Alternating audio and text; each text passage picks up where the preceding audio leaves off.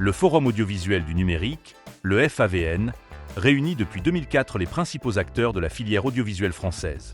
Fort de 23 membres, ce collectif agit pour une télévision accessible, riche et de qualité. Dans un paysage en mutation, 4 membres du forum prennent aujourd'hui la parole, alors que la TNT, pilier de l'offre gratuite, reste au cœur d'un écosystème dynamique. Pour Jacques Donabouillu, directeur de la stratégie des réseaux chez France Télévisions et président du FAVN depuis 2022, le rôle de l'association est plus que jamais déterminant. Alors le FAVN, c'est le Forum audiovisuel numérique. Et donc c'est une association qui regroupe des éditeurs, des constructeurs, des opérateurs de réseau, des fabricants de récepteurs, et qui a pour but de permettre à l'ensemble de l'écosystème de se parler pour affronter l'ensemble des défis technologiques qui se présentent à la profession, puisque le secteur audiovisuel, c'est plus de 5 milliards d'euros globalement de chiffre d'affaires par an, si on compte tout.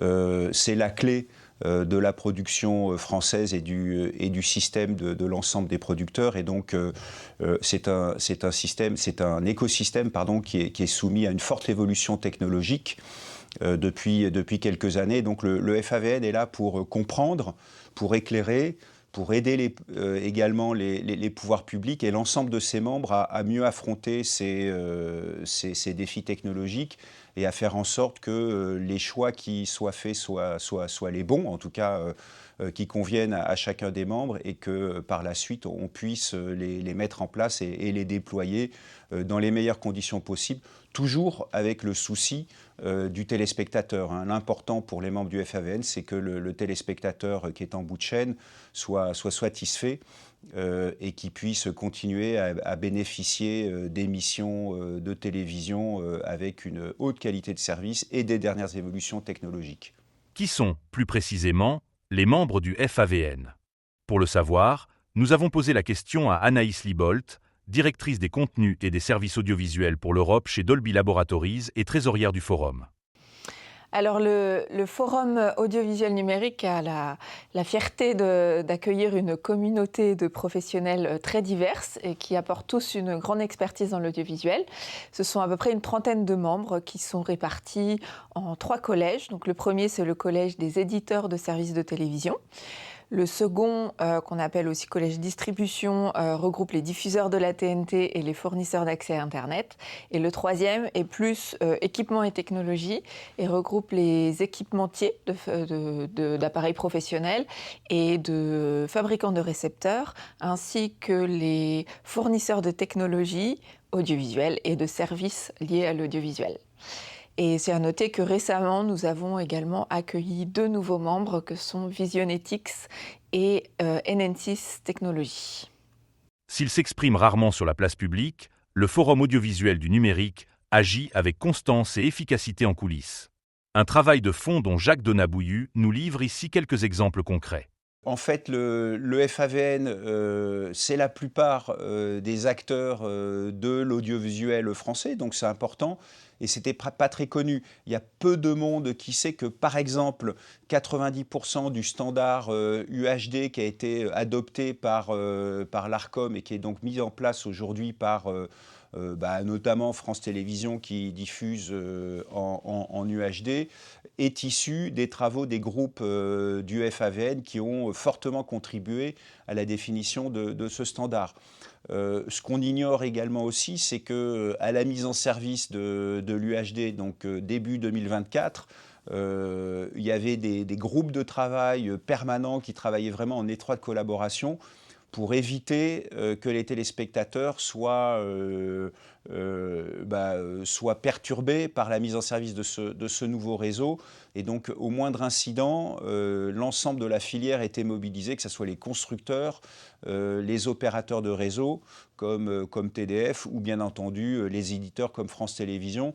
Tout ce monde-là travaillait ensemble pour résoudre rapidement les problèmes. Et on a eu quelques problèmes dont personne n'a entendu parler, qui ont été résolus en 2 heures ou 3 heures, donc en même pas une demi-journée. Donc voilà un exemple de travail qui a été fait par le FAVN. Et on pense que c'est important qu'on puisse communiquer sur le travail qui est fait, comme je le disais, sur la manière dont on apprend les évolutions technologiques de demain, afin que l'ensemble des industries de la filière, des pouvoirs publics puissent s'appuyer sur nous le cas échéant pour les aider à affronter ces défis technologiques. Et d'ailleurs, on en a déjà parlé, mais on a de nouveaux membres très récents, et je pense que l'arrivée de ces nouveaux membres, que je salue, est liée au fait qu'on a mis en avant, et beaucoup plus mis en avant, le rôle du FAVN, ses actions très concrètes sur le développement de nos activités. Après avoir accompagné le lancement de l'ultra haute définition en 2024, le FAVN s'investit aux côtés de plusieurs de ses membres dans une nouvelle avancée technologique, la 5G Broadcast. En 2024, la grande année du début de l'UHD, mais on commence déjà à réfléchir aux évolutions qui vont suivre.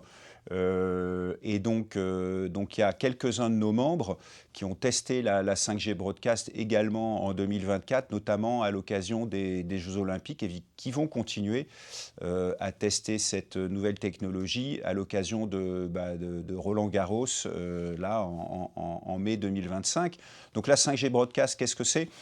C'est l'idée que plutôt que d'avoir plusieurs standards, un seul standard est suffisant, et même bénéfique, notamment pour les fabricants de récepteurs, et permet aux utilisateurs d'éviter d'avoir 36 mobiles ou de payer trop cher son mobile parce qu'il faudrait qu'il incorpore plusieurs normes. Donc la 5G Broadcast, c'est la technologie, c'est l'avantage de la technologie du broadcast, donc une forte résilience, une bonne qualité de service, une bonne couverture, mais sur son mobile, donc avec des atouts de mobilité, je peux regarder à tout moment quand je veux.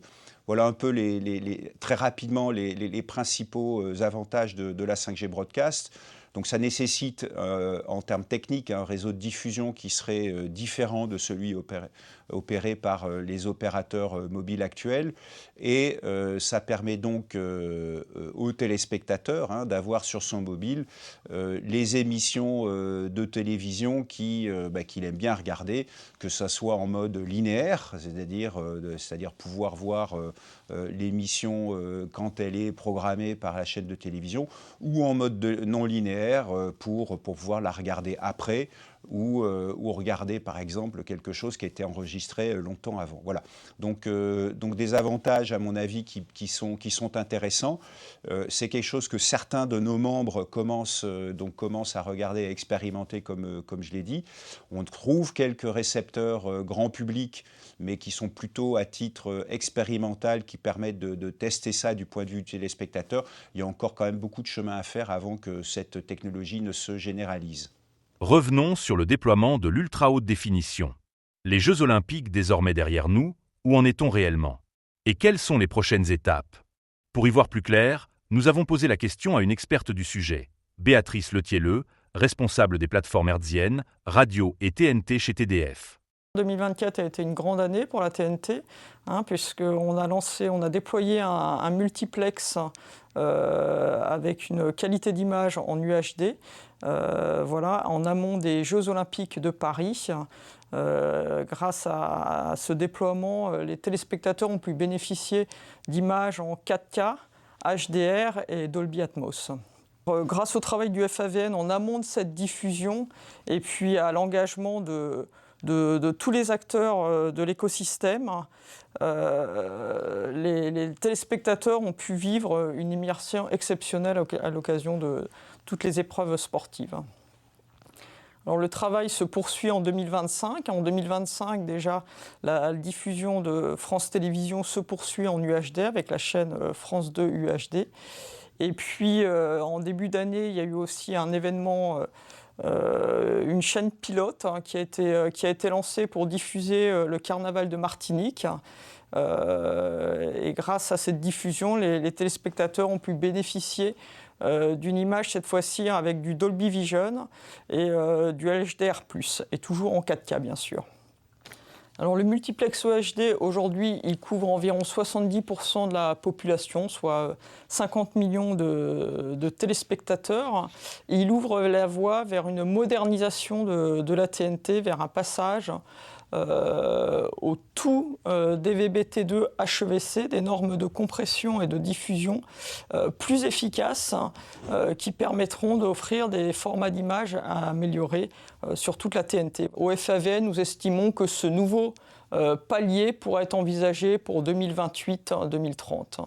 Toutefois, pour mener à bien la modernisation de la plateforme TNT, plusieurs étapes, voire obstacles, devront être franchies. 2025 s'annonce en effet comme une année charnière pour la télévision numérique terrestre, avec 2 rapports clés attendus, l'un au niveau national, l'autre au niveau européen, qui orienteront les décisions sur son avenir. Alors 2025 est une année très très importante pour la TNT, puisque 2 rapports qui seront dimensionnants pour son avenir doivent être produits. Alors tout d'abord, la loi audiovisuelle de 1986, elle stipule que le gouvernement doit remettre au Parlement, d'ici la fin de l'année, un rapport sur la télévision, en fait, comment elle est reçue et comment elle est distribuée aux téléspectateurs. Donc c'est tout un rapport qui sera fait et la consultation du ministère de la Culture, la DGMIC, s'inscrit dans ce cadre. Ensuite, ce rapport nourrira les travaux qui se situent au niveau de l'Europe, puisque voilà, les fréquences de la TNT lui sont affectées, donc la bande 470-694 MHz lui sont affectées jusqu'à 2031, et qu'en 2031, justement, il y aura une conférence mondiale des fréquences qui va examiner l'usage de cette bande de fréquences. Donc en amont de cette conférence, des positions européennes doivent être arrêtées et la Commission européenne doit recevoir un rapport d'ici fin 2025 aussi, voilà, sur l'usage de cette bande de fréquences. Voilà, alors le FAVN, bien sûr, va contribuer à tous ces travaux, puisque nous estimons utile de moderniser la TNT afin qu'elle reste très très importante dans le paysage audiovisuel actuel qui est fragmenté et mondialisé. Quel regard portent les fabricants de téléviseurs sur l'avenir de la TNT? Denis Bajas, responsable marketing technique et solutions IT chez Sony France et vice-président du FAVN, nous livre le point de vue d'un industriel engagé au cœur de la filière. Tout d'abord, le FAVN salue la consultation du ministère de la Culture sur les perspectives de diffusion et de distribution des services de télévision en France au-delà de 2030. Le FAVN partage l'analyse de l'évolution des usages qui en était faite. Nous rappelons que la TNT demeure un pilier fondamental du paysage audiovisuel français, garantissant un accès gratuit, universel et souverain au contenu audiovisuel. Son rôle est essentiel dans un contexte où la souveraineté numérique et la résilience des infrastructures deviennent des enjeux majeurs. Nous souhaitons un modèle hybride alliant diffusion hertzienne et services numériques interactifs, notamment via des standards DVB-I et HbbTV, afin d'accompagner l'évolution et l'indépendance de l'offre audiovisuelle. Denis Bajas plaide en faveur du standard DVB-I. Mais de quoi s'agit-il exactement ? Et quel en est l'intérêt pour l'avenir de la télévision? Le président du FAVN répond à cette dernière question. Le DVB-I est un standard de la famille des normes de DVB. Le DVB qu'on connaît puisque tout le monde l'utilise plus ou moins avec son récepteur de télévision, puisque tous les signaux qu'on reçoit sur notre récepteur de télévision qui viennent de la TNT ou du satellite, ils font partie et ils sont aux normes DVB. Alors il y a le DVB-T, le DVB-T2, le DVB-S, le DVB-S2. Je vais pas être trop explicite là-dessus. Et puis on a le DVB-I. Donc ça, c'est une évolution de la norme qui vise à favoriser l'émergence de systèmes hybrides qui mélangeraient, entre guillemets, le broadcast classique, la diffusion classique avec les diffusions et la distribution sur l'IP, sur Internet. Et donc le DVB-I permet aux téléspectateurs, je dirais, d'avoir une expérience sans couture entre ce qu'il regarde, si c'est en mode broadcast ou en mode Internet.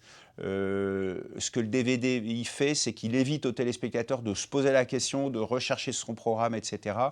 Avec les téléviseurs et les applications des VBI, il suffit qu'il clique par exemple sur France 2 et ensuite s'il est dans une zone TNT et qu'il souhaite recevoir prioritairement la TNT, il recevra France 2 en TNT, mais s'il préfère la voir en IP, donc sur Internet, il la recevra sur Internet. Donc voilà un peu le bénéfice de la norme des VBI. Donc on pense que c'est important à l'heure où les Smart TV par exemple se développent. Et on pense que couplé avec du HbbTV, ça permet, pardonnez-moi ce néologisme, d'hybrider complètement la réception de la télévision et d'apporter vraiment une expérience beaucoup plus évoluée aux téléspectateurs.